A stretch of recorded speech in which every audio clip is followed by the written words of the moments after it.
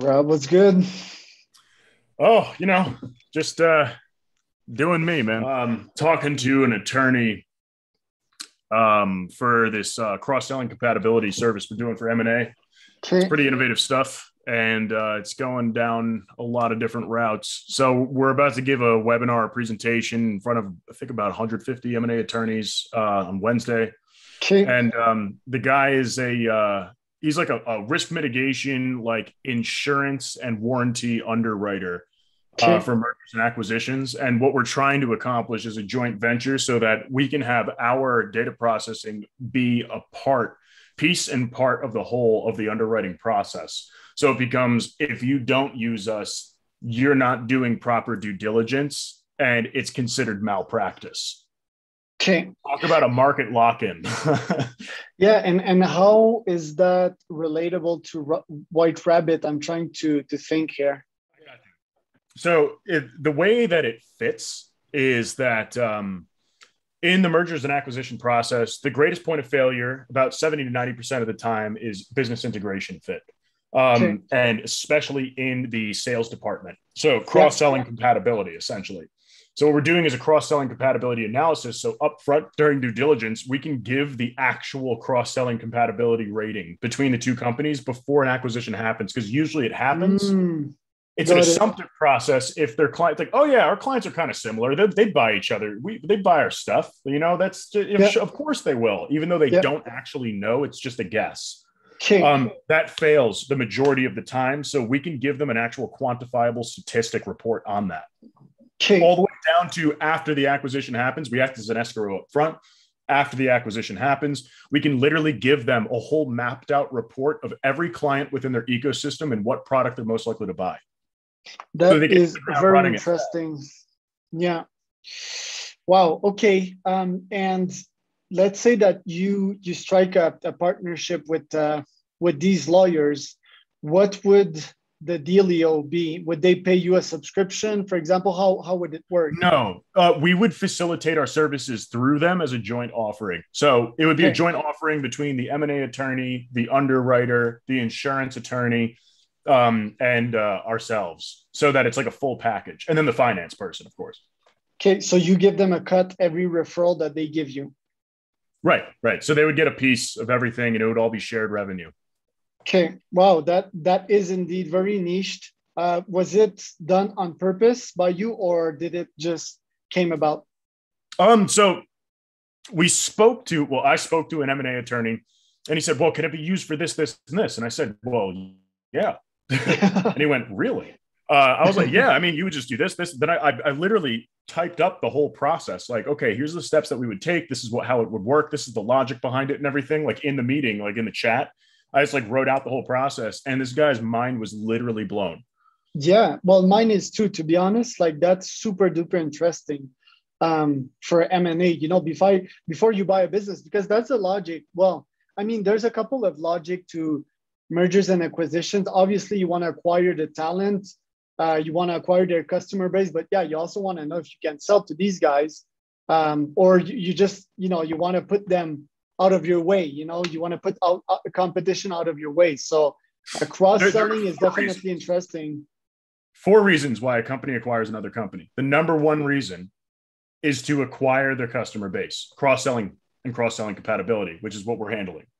The second reason is to remove competition from the market, right? So acquire them so that they're part of you instead of against you. Yep. The third reason why they would acquire a company is that they want to adopt their talent, just like you said, Yep. talent and culture. And then the fourth reason why they'd want to acquire a company is because they need an innovation in a space to complement what it is that they Correct. have and not build themselves. Correct. Sometimes stock value or just pump up the evaluation. I'd add most probably like for financial reason. I don't know. It's increase their margins with a bank or something like that. But yeah, that would be it. Or acquire their proprietary technology as well. Like apart from the staff, like acquire their patents and stuff. Innovation. I guess that would be the reason why they need to buy the innovation. So they're acquiring their IP essentially. Yeah. Wow, that is very cool. to be honest. And referring back to my question, were you targeting on purpose M&A lawyers with, because I have a bunch of campaign myself with TopLeads. I target a bunch of sub niches, which is part of my R&D department. And M&A was inside that, not M&A lawyers, but M&A ecosystem. And maybe I should narrow down, but did you targeted them with a global campaign from what channel did you get that lawyer, for example? Oh no, it's okay. No, we didn't do it on purpose though. So we ran into an M&A attorney who wanted to speak to us. Okay. Then we spoke to him, and then this birthed a whole thing. And now I'm speaking to one of the ex-attorneys that used to work at BlackRock. So the closest thing to Satan as far as corporations go. So talking to him, and then he's connected all throughout. And then what we're doing is we're facilitating this so that it will be a global campaign through his channels and through the other collective channels that we're working through. That way we can get it in there as an underwriting. And then what we want to do is actually get from the top attorneys pretty much a stamp of approval saying this is required for a proper due diligence process. And then it locks us into the market 100%. Okay. So tell me about your campaigns, because I'm curious to know the guy like you that is an ICP master.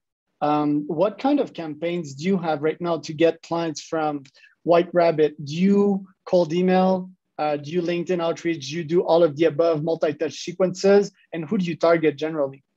So we do mostly human outreach. Very, very far and few between times we do sequencing. Standard sequencing. So it's mostly high touch human campaigns because we get our own dog food. So when we develop our ICP, it's so specific, and we use our own scoring methodologies and our predictions with the models that we build. So when we reach out to people, it's at a very intelligent level so we can spend the time and be as human as possible. So as far as outreach goes, we'll get hyper niched groupings of people on LinkedIn and do an outreach campaign, using automation to connect with them and do the initial message and all that stuff, because that's just grunt work. But as soon as the connection's made, we don't use any automation. When we do emailing, it's after we connect on LinkedIn, it's to follow up with them. It's to talk to them directly. Or to create, if we were to do a sequence campaign, it would be for some sort of campaign or a promotion that we're doing. That way it's only hitting the people that it is directly tied to. And we would craft the language around specific groupings of people between anywhere between 15 to 125 individuals for each set of messaging, because of how specific, because we don't need more leads. We need more leads that fit, which in turn is exponentially less.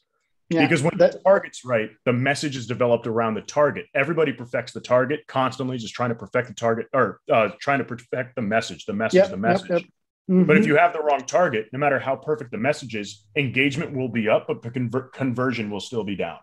That's so good. So first value bomb is dropped. And obviously, I'm not surprised to hear it from a guy like you that specializes in ICP, but that is a very powerful one. 15 to 125. I don't think I ever heard that small number when it comes to niches. So they're like micro, hyper niche. Like, for example, M&A lawyer is a good one. I don't think you can go. You could go nicher than that if you allow the word. For example, a lawyer that is specialized from a part of the M&A, because there's many parts to it. So that would kind of constitute your 15 to 125 individual group, correct? Right. Yeah. So we would be going based off the geography, their set of skills that they have, the age range that they are. It would be based off of man or woman. It would be based off of what industry do they specialize in? What type of work do they specialize in? What background industry do they have? What level of education and so on? I mean, with attorneys, that's a bad example because you have a law degree. You have to have a certain amount of education no matter what, and you're pretty much at the peak. But for others, we could see things like that. And then side by side, looking at what the company is, how many years they've been in business and so on. So taking it beyond the level of, most ICPs for sales teams, for marketing teams, it's a little bit more specific, between 5 to 10 categories. But for sales teams, I've seen mostly 3 to 5, where it's industry, company size, a region, which is very generalized, industry, company size, and maybe the amount of revenue that they pull in, or perhaps a couple of titles that they want to target specifically. Couple of questions, couple of follow-up questions for you. So why is marketing nicher than sales? In my mind, it would be the other way around, because sales is more personalized, and marketing, for example, it is to plug in a CSV that needs at least 1,000 valuable contact in my Facebook ads, for example, so that the targeted audience can be super precise. Can you explain why? Oh yeah. So with sales, it's more targeted and personalized in general because you're targeting individual persons, right? In marketing, they're targeting a demographic of people. Correct. So they get more specific, but the sample sizes are larger because they're trying to send the content to anyone who's relevant or could be relevant, versus sales, where you're doing preliminary research, you're having your salespeople reach out, getting to know them and pre-qualify them, right? So that's the difference between the two. Like, for example, if you take what we do, we're pretty much a targeting, like a hyper targeting and prospect pre-qualification engine. We do all of that up front, so you already know. Yep. And that's the value, right? Like you could pay thousands and thousands and thousands, probably millions in targeting those people, like with forms and all of that. But you guys already do it up front. So that's pretty cool. I had another follow-up questions as per the piece of information that you just said. Why education? You know, like I target a bunch of psychographics data and demographics data, but education most of the time is not one of them. Can you explain the use cases for that? Oh yeah, absolutely. I mean, if you're looking for people who have a certain degree, where you're talking to someone within that company who needs that level of education, for example, chemists, you need a doctorate in chemistry to be able to get a specific license to buy chemicals. Okay. Otherwise, if you reach out to someone who doesn't have that level of education, they physically cannot have that license to buy chemicals. So you cannot sell them chemicals, right? Okay. So that's one example. Or like attorneys, for example, they work at a law office, but if they don't have a law degree, that means that they're probably someone who is an assistant or someone who's learning to become an attorney. So you don't want to target them. But outside of that, it's more so based on the level of education. The language that you're going to use and how you're going to compose the message is going to be different. A higher level of education usually likes a more sophisticated form of description, explanation of things. They go at a different level. And if you look at what they majored in, you could see how they would want it presented. An attorney would want a very analytical, longhand written version of something because they want all of the details. Yep. Someone who came from a marketing background or a business management background, they're going to want it shorthand, very much like an executive summary or just the main details so they can get the point across on what it is that they're going to be talking about or learning about. Okay, 2 follow-up questions here. The first one is about what you just said. I have reservations when it comes to giving people too much information in my email. You know, there's this famous pricing page on the website debates. Some people say that you need it. Some others says that you don't. If I check White Rabbit, do you guys have pricing? I have pricing on my website too, just because it's more, it's part of my values, you know, to be transparent, even if it will cost me some sales. What do you think on that, and giving long form information to someone rather than giving them the short form and hopping on a phone call with them? What do you think about that? Right. So long form, short form, I think that mostly lives in the area of landing pages, because how did they get there? Who are they? Why would they have gone that way? And how did they get there? So it can go to longhand. If someone's going down the route of an M&A attorney is looking to speak with us, they're going to go down a very specific route on the website. Therefore, we can get longhand, but face value for the website, it's pretty much generalized for everybody to be able to easily digest the information until they start clicking through, right? So it just depends. And how you would approach them would be different too for direct outreach. And then on the other hand, what was the first question that you asked before the longhand thing? It was... I did it as the second. The second was regarding the chemists. I don't think, well, I mean, that's my opinion. Like most of the time, chemists are busy doing chemist stuff. They're not decision makers. Wouldn't you reach out to their managers? And these managers, I mean, yes, they would have potentially a diploma. Do all managers of chemists have a diploma? You know, those are the questions that popped in my mind while you were giving me the chemist example. Yeah, so It just depends. That's the thing. And that's why we analyze all of the data, because the person who you should be reaching out to, even if you're selling chemicals, may end up being the head of procurement who doesn't have a degree in anything. It could just be that they have a high school education. They've been with the company since it started. So seeing all of the facts, that's part of it, where you can make the assumptions, the human assumptions, but then seeing the whole view after analyzing trillions of patterns, you get a whole different perspective.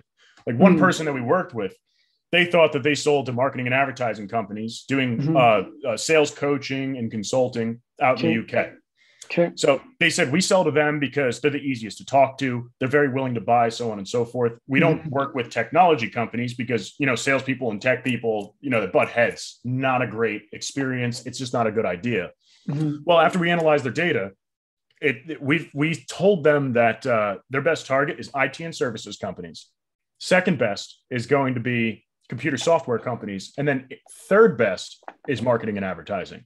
Okay. They said, there's no way. It's not because you do business mostly with marketing and advertising companies. That doesn't make them the best target. You were just doing the wrong thing for a really long time and making it work, right? Just because it's an easier conversation doesn't mean it's a better sales experience, a better sales opportunity. So what they did is that they ran a campaign based off of this data, and they broke every single monthly record in about 2 weeks of outbound campaigning. And they ran some Facebook ads, and they saw a 400% return within about 5 days off of what they spent on a 1 week campaign for about $450 just to give it a try. Okay. And in the software agencies, let's say the decision makers, were they the VP sales, VP marketing owners? Well, I don't remember, to be honest with you, what the job title target was. I just know that it was C-suite. Okay. Is what they were going for. I know that CEOs were in there, CSOs were in there, not chief security. I'm talking chief sales. Yeah. But that's all I remember. There were others in there as well, because the system will look at more than just one answer. It's multiple answers that you can micro segment into smaller niches. Okay. That's kind of interesting. I have a question regarding the tool. So the data that you analyze and the recommendations that you give, it's only with the accessible data that they give you with their, let's say their CRM, their Salesforce or their HubSpot. If it's not in your actual offer, will you kind of offer eventually the magic tool that I would call? Because my goal in life is to build the greatest startup ecosystem. The tool that would tell me, this is the new business you need to start. This is who you need to target. This is what's hot right now, what's trendy, and this is why. Will you eventually offer that? Go outside of so you're saying organization and checking the whole market? No. Are you saying creating a brand around a specific market? The whole market. Analyze the whole market and tell me, for example, like hoverboards were hot in 2016, or crypto was hot in 2014, and here's who's buying. Basically, how would you do that? And I mean, it's not far-fetched, but it's a grand vision. Aggregating all the data of your clients and getting trends and patterns of and suggesting, for example, a marketing agency that they should offer this product to this niche to make money. You get my point? Yep, I get your point. And yeah, I mean, there are a couple companies that do something along those lines that I can actually introduce you to if you're looking for that, because they analyze the web, they look at what's hot, what's not, what questions people are asking, what type of answers that they're looking for, and so on. For sure. Like trends.co, right? And for example, these types of company, trends.co. But my question is, do you have any plans to get into this yourself? Is that of any interest? Well, there's already people doing it, There's no reason to reinvent the wheel. We look at all of those aspects, but in a very directioned and purpose-specific way. Okay. What we're trying to do is connect people to people that will resonate with one another as best as possible and resonate with each other's value propositions. So literally connect at a human level around a subject matter that makes sense for business, right? Yeah, I got this. It's just that, for example, if you check my data, I might get an uncovered answer that like this was the best target for me. But what if, I don't have any data? It's a blind spot on, for example, targeting recruitment agencies. I never targeted them before, but you, Rob, have the data with White Rabbit from another client, a pool of data that you aggregated, and you can tell me, dude, just go after recruiting agencies, for example. that would be kind of interesting. Sure. Yeah. I mean, we work with people like that where it's not just about the industry. It's about all the other aspects that make them who they are and who they work for. So that's just one tiny piece of the puzzle, is what industry, where it's not industry specific. Everything is weighted a certain amount of what means what. The thing that we found is the most important are the aspects of what drives them. Okay. So really being able to hit it off in that way, where of course it's easy to find out, is there a need for this in that market? That's very simple. They struggle with this, this, and that. Therefore, they can use a solution like this. Pretty simple to figure out. Systems looking at it from that company level. But let's say you do business with only marketing companies and you want to get into recruiting. Well, you would go after the titles that the system recommends. You'd go after the different skill sets. You'd go after the interests. You go after the education level, what they're good at, what they value, and so on. And you will still be able to see and be able to predict, yes, this person would be a good person to talk to. Whether they'll buy or not, that's a question. But whether they will resonate with it and want to continue to build a relationship, that we can actually devise. So if there is a real business case for it in the market, then there's no reason why they shouldn't. Yeah. Do you create psychographics out of, for example, the demographics that you get? So psychographics, that's data that is their interests, their values, their aspirations, their goals. That's what that is. Not many people know what psychographics are. That's why I don't usually use that terminology, because they're not familiar. I don't want anybody to feel like they don't know something. But psychographics, based off of what they engage with, what they're interested in, what they value, think of it as like the core aspects of the values and morals that you've built. That could be due to location, where you grew up. People have different values in New York than they do in Boston. And people in Miami have very different values from that. People in Mexico City have very different values than the rest of that. So the location ties into that. You can start seeing patterns within of what they value, of what they're interested in, what they drive to aspire to be skilled at, and so on. That is all determined by a lot of different factors. So all of it kind of bleeds in, but you could start seeing patterns within certain geolocations, different groupings of people, and what it is that is important to them. I hope that answered your question well enough. Kind of. There's no like actual direct way, because it's very abstract. Okay. So basically you don't like do it. My question was mostly based on, for example, if internally you had that data set in, maybe you don't make it available to the clients, but maybe you have some kind of psychological profile of the client because he was educated at Harvard, and this one of his skill is sales, for example, and that would tell us that John is, for example, ENTJ type of personality or something like that. Well, and that would help me know if I can target him or not. Yes, we do plot that type of stuff, but being able to do an actual like 16-part or 16 personality process behind it is that I know that there's businesses out there such as like Crystal Knows, where they do a psych profile and all that. Okay. But the truth is, what's available on the internet at a public level, developing an actual psychological profile, the data literally isn't there. If you've ever done a psychology test to find out your personality, whatever it may be, the questions that you answer are things that would never be publicly available information. You wouldn't just have it out there. So building an actual accurate, real, like true to life psychological profile with public data is very improbable. Yeah, it's hard. I think most people do not have that data publicly available, but I think they wouldn't want it publicly available, But a lot of the data we look at, like you were saying, is that when it goes that deep, we don't actually project it outward to our clients or our partners because it's simply too much information on them. It's too invasive. Yeah, and maybe not that valuable, I could see. I think like public people, founders, CEOs like you and I, C-level people, they put that information out there. For example, on LinkedIn, I'll have some posts. I'll have some blog posts. I'll have some podcasts.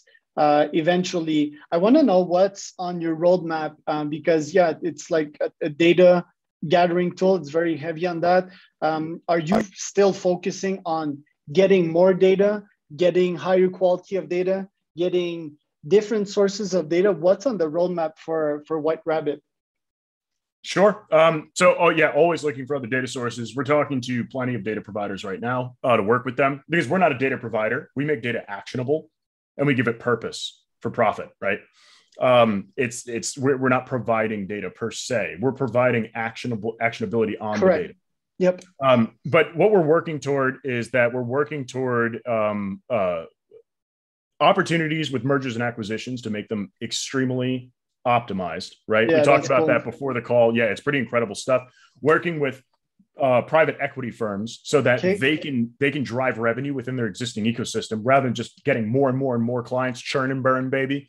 Getting away from that and moving into how can we make the most out of what we have? Because about 40% of unearned revenue exists within your existing ecosystem.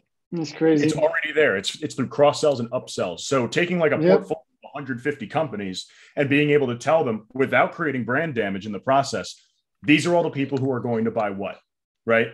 From there, we're going to tweak our system to be able to be used for recruiting and for HR purposes. So you can do team building with it. So you can also have a better, faster, stronger way of recruiting and cutting out the middleman, the recruiters who are just doing mostly automated processes behind that. That'll save companies a ton of money and a ton of time behind being able to target and identify the people who are best fit, both culturally and skill-wise, right? Super interesting.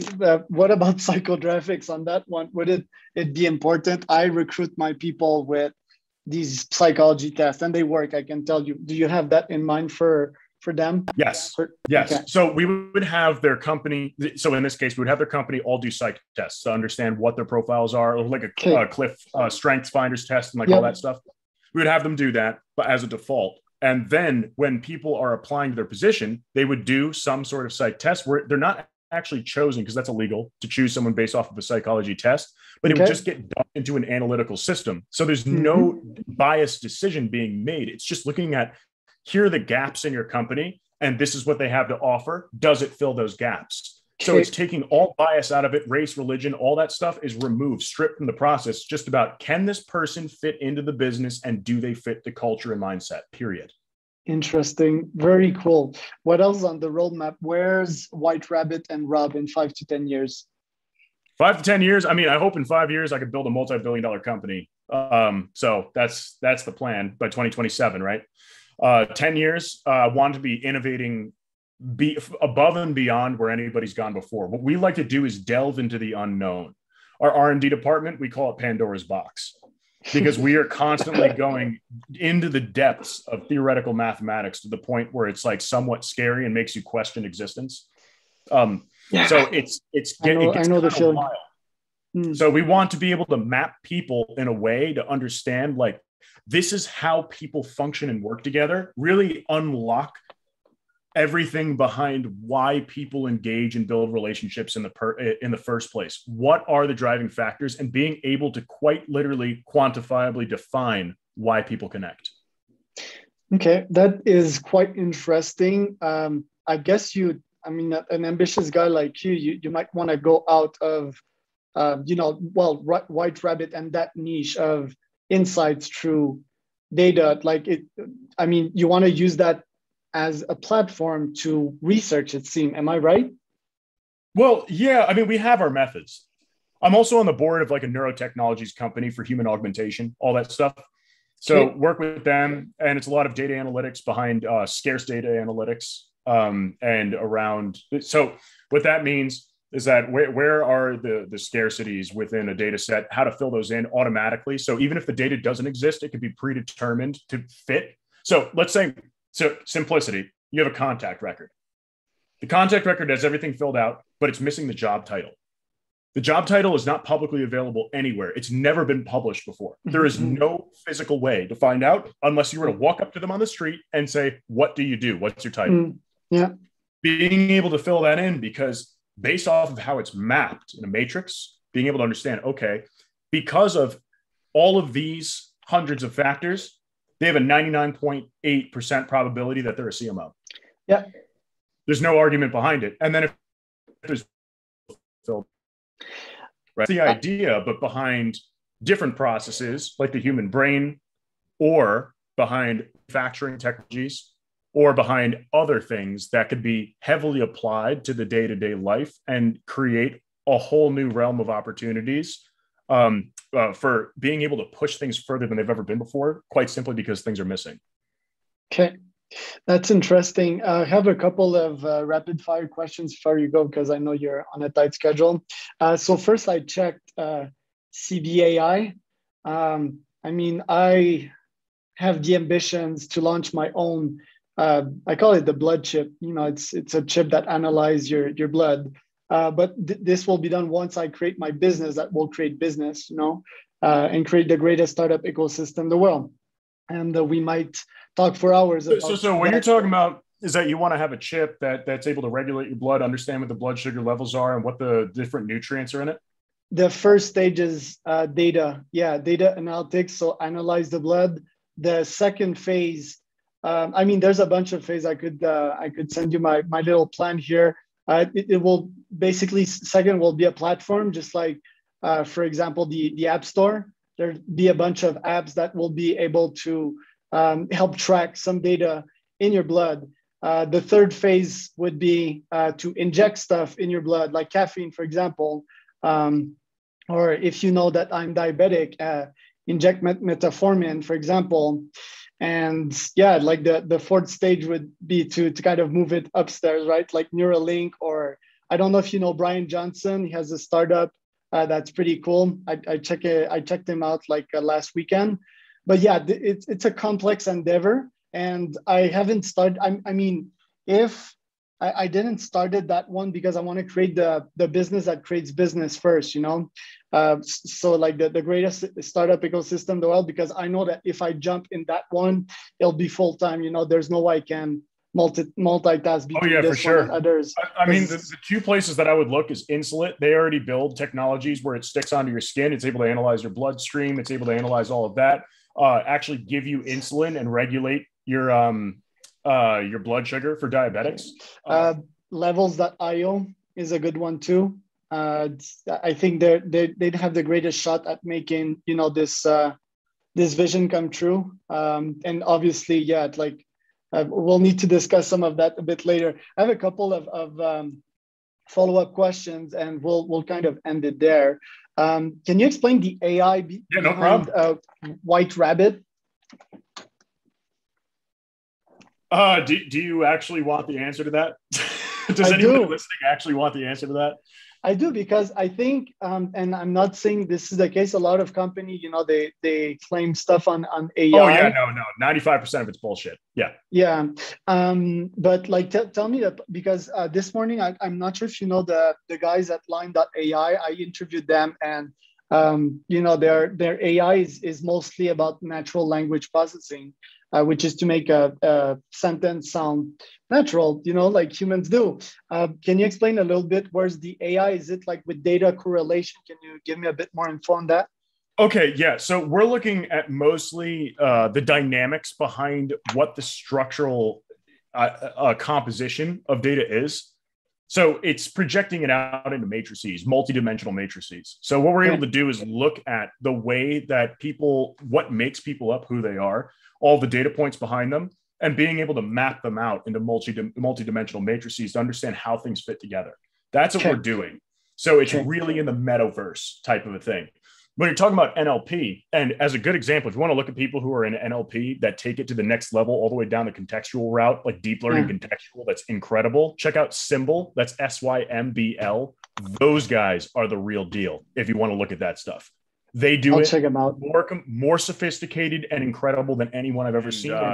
When we're talking about the meta, it's like we analyze historical data. We're able to look at the successes and failures. The only thing you teach the system is what's a win and what's a loss. Okay. That's it. Otherwise, it's unstructured, unsupervised machine learning, which most people don't even know how to build because it does its own mathematics and makes its own assumptions, right? So it calculates the data the way it needs to be treated to be calculated. It creates its own sub-algorithms, and then it treats it as it should, runs it through a deep learning program and understands it's able to pull it apart and then build a model, while on the flip side, it's able to effectively create a target. Once it creates that target, builds the model, we're able to take other people in other populations, as we like to call them, and analyze them to see how well they'll fit that target. And it's not just, don't think of it as a target where they have to line up with A, B, and C, and then it's a fit. They can be A squared and then like a C gamma, and then, you know what I mean? Like different factors fit together the way it flows, and different patterns mean success, where it doesn't need to line up perfectly, but it needs to fit some sort of pattern that's created. We run that through like an advanced neural network system to be able to devise those decisions. And then once it outputs, then it just comes out as just a percentage saying you have an 83.4% probability of building a positive engagement and relationship with Jen Jameson at company XYZ. Okay. And so the algorithm works. I want to get, because the algorithm works better and better. Like the more data it crunches, the more accurate it gets for the next client, correct? Yeah, right. So it's a learning system, self-learning system. And it's not just one algorithm. I guess we have 5 patentable machine, like unsupervised, unstructured machine learning models, and 2 patentable deep learning models, as well as like a neural net. So it's a lot in that system. There's a lot of moving parts in it. It's not just an algorithm like most companies have. What we do is not possible with one algorithm. It's pretty cool. And who's the nerd behind all those algorithms? I think everybody in our company's a nerd. Okay, cool. We had the other day, this is like a couple months ago, we had a Matrix watching party.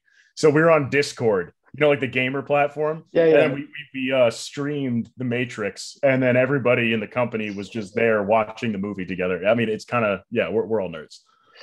The Matrix, a good one. I'd argue that Jean-Marc Vallée 2014 Blade Runner is the greatest. Well, in my opinion. I love Blade Runner too.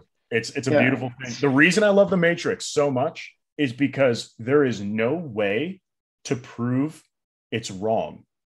It could be happening right now, and there's no way to prove it otherwise. Yeah, right now, but I think in a couple of years we'll make advancement. I have a good friend of mine, member of my mastermind. I'm saying there's no way to tell that we're not in the Matrix.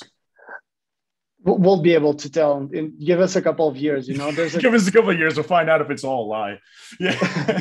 But, if you'd ask me, I do believe that there's good chances that we are in one, but I mean, that doesn't change anything in my life, that, I mean, I'm still a serotonin driven creature, and cortisol and testosterone. So, I mean, Don't forget the norepinephrine. Norepinephrine, that's adrenaline, no? No, that's like the really good, rewarding feeling, like when you've accomplished something, like really accomplished something. Okay, you'll have to send me that one. As a very educated neuroscience person, I don't remember that one for sure. That's interesting. That's like, when you take like Adderall is dopamine and norepinephrine. Yeah, that's true. I used to take here in Mexico, they call it modafinil, and you can get it over the counter. I stopped that. Maybe we could have another podcast about brain hacking. I think, it wasn't the dangers of brain hacking. I mean, it's good. It's good and bad, like you get like obviously in a flow state, but also you become, not addicted to it, but the highs don't feel that high. And modafinil is famous for not being too addictive. But also, like I had like stomach stuff with it. I used to microdose it, by the way, like not like a huge quantities, but I kind of stopped that. And nowadays still fuel on coffee and yerba mate. Last but not least, I need to ask, you're around like 28 years old, right? I'm 26. 26.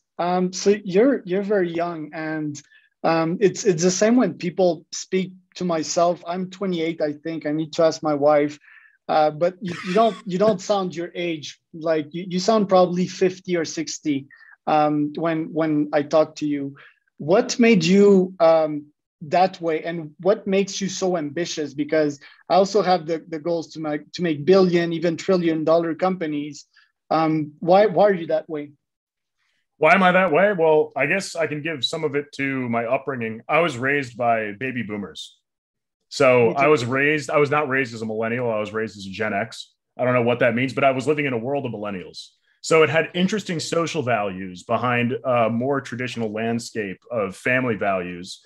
And I don't know. I've always seen education as the one thing that no one could take from you. Mhm. So, and I've always been self-driven with learning. The reason I went to school for design, I have a background in design. That's what I went to college for. Yeah. Graphic design. And I specialized in UX and UI. And then I minored in business psychology, communications, advertising, so on and so forth, a bunch of different shit. But the thing is that I went to school to learn things that you have to learn through experience, because I can learn math and science at a book. It's just that people need to go to engineering school when you essentially don't even learn how to engineer anything most of the time. It's not it's class rocket science. No one walks out knowing how to build a rocket.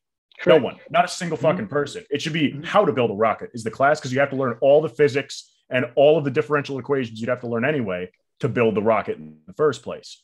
So that's the idea, is that applied mathematics are learned through experience, sure, but all the mathematics you would learn within a college environment, they call it applied, but it's really not. It's all theoretical. So you can learn all of that in a library. As long as you have the drive to do it, people go to school for engineering or math or whatever it may be, because I feel like they need to be surrounded by other people in a learning environment with them in order to have the drive to learn. I always just learned, and I always want to keep learning. I know I sound selfish with this type of a thing, but the thing is that it's the only person stopping you is yourself. And if you don't have that inhibitor, you can make it a lot further than others. And I guess that's a huge piece. I mean, I 100% agree with that. I think most ambitious entrepreneurs do. Well, peer pressure is a thing in this environment. On my side, I dropped out, like I was making more and learning more than my teachers, So at this point I was like, yeah, this is an easy choice. What can they do to help you at that point? If you're beyond their level of intellect, what are they doing to help you? Look at Mark Zuckerberg, look at Bill Gates. They dropped out because they're like, there's nothing these people can teach me. If anything, they're limiting me. Yeah, it's a time calculation. My intuition is very strong, I guess, very smart people, their algorithms understand at a level that they don't even understand. And it's funny when people say, "Oh, you don't understand what the AI built." Well, shit, I don't even understand how I come up with my conclusions. That's a really good one. So we don't know what the fuck the AI is doing. What we do know is that the math is correct. That's all that matters, because it's doing so much. I mean, you look at a data set of 1,000 people and there's about 150 values per person. Like 150 columns of data, 1,000 rows within a spreadsheet. Our deep learning system is recognizing somewhere around 8.87 times 10 to the 94th trillion patterns within that. Yeah. That's not even human conceivable at any rate. You know how long it takes? 13,000 years to count to a trillion. Yeah. And I mean, people, the AI fears are mostly BS. I'd say, like, oh, we can lose control of an AI, but fuck, we lose control of fucking Hitler. And I mean, that was you're not wrong. that was quick. And most people, they have wrong fears like that. They think these ways, we'll become AI slaves, but right now we're slaves to many things and we don't even know it. News, Trump propaganda, and all of that. And actually we already did. The results of the election, I mean, that was because people were duped and were totally manipulated by Cambridge Analytica. You probably know that, and you're into this. So, and the psychographic stuff that we've been speaking about. But so I mean, the only company who's actually similar. The only company who's similar to us was actually Cambridge Analytica, but they were disbanded purposefully. Yeah, and, purposely. To this day, I don't know where any of the top executives of that company, they're all missing. I don't know what happened. But that's the thing, is that they used it for political agenda and mass manipulation, where we built something similar, but we're using it for the good of the economy and that only. Like, we refuse to work with governments. We won't do it. Yeah. And again, like, we're not going to stick too much on that topic, but, like, we're afraid of what AI will do. But theoretically, government, they already oppress humans a lot. Same for some businesses out there. Most of them are good, I believe, especially when it comes to business and startups. And that is the topic of another podcast. Yeah, well, if I were to make one point about this, just one, is that technology is not inherently evil. None of it is. The nuclear bomb's not even evil. Correct. The intention behind the builder was. Yeah. And so whoever builds the technology, whatever purpose they give it, is either good or evil, which is also based off of culture and inherent values, right? So no technology is evil until it's made that way. So AI is not evil in any way, but if it's built for an evil purpose, it could be just like anything else. Yeah, and don't we deserve to die as a whole humanity? If someone was evil enough to program an evil AI, I'm ready to die for it. Just because I'm part of that. I think I'll kind of distance myself from, a good part of the humanity, especially the evil one. But I think if there was a human evil enough, and I'll always be human, for quite a while, I think I don't have a problem with that AI taking over if some fucked up human of mine decided to create that AI. Anyway, if it were to happen, just like you're saying, if it were to happen, it would have been done on purpose. Yeah, that's the thing. It would kind of be fair, like, I mean, that's us, that's humans, and that's not the robot. But hey, man, that's super interesting. We're getting in the high serotonin zone here. Like, I could talk about that for hours. Rob, it's been fantastic having you. I'm just gonna let you go run. I need to finish a sequence of my own here, organizing this cool mastermind in Huatulco, Mexico later this year. So need to finish writing that up, and we'll catch. I go to Mexico pretty often. Oh yeah, what did you ever go to Huatulco? I've never been to Huatulco. I have family in Toluca. Toluca, it's up in the mountains above Mexico City. Right. Okay. Above, like right now, I'm south of Mexico City. I'm in this little town called Huitzilac because I have a Spartan race coming up next. But okay, cool. Toluca, I didn't know it. And you have a cat. Yep, I got. Yeah, this is Marvel. What a boss.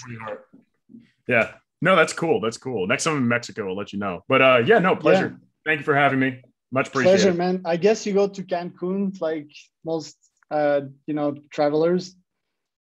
No, Cozumel is where I would go to go for something like that, because Cancun, that's a bit much for me. I don't want the spring breaker experience. I'm good. Yeah, I had it once I was 18 and I didn't do it ever again. But yeah, Cozumel's pretty nice. I did an Ironman there. Sounds about right. Yeah, like the water is like super clear. It was the best swim I ever had. But yeah, anytime you're around there, you tell me, we'll go dive and play some golf. Oh yeah, for sure. Diving and golf. My sister's a master diver, so that's it's in the family.